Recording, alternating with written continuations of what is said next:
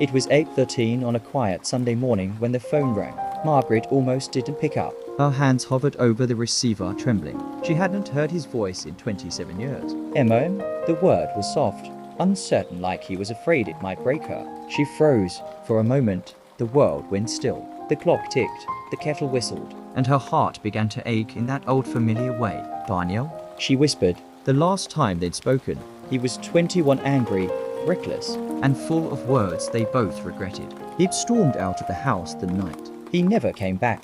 Margaret had watched the seasons change without him, birthdays missed, letters unsent, photographs kept in drawers she couldn't bear to open. She had blamed herself for years, for being too strict, too proud, too scared to just say, "I'm sorry." And now, after all this time, his voice was back on the line. "I didn't know who else to call," he said quietly. I'm getting divorced. I didn't want to bother you." Her throat tightened. "Oh, sweetheart," she whispered. "You could have called me any time. I didn't think you'd want to hear from me." That sentence shattered her. How many years had they lost to silence? They talked for hours. About his kids. About his job. About how he still made his coffee the way she used to.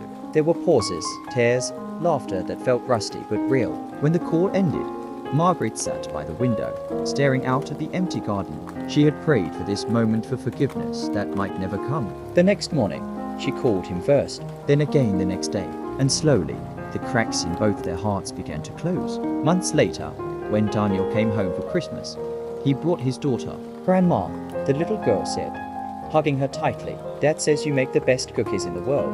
Margaret smiled through tears. For the first time in decades, her house felt like home again. Sometimes forgiveness doesn't come in grand gestures. Sometimes it's just answering the phone when you almost let it ring out.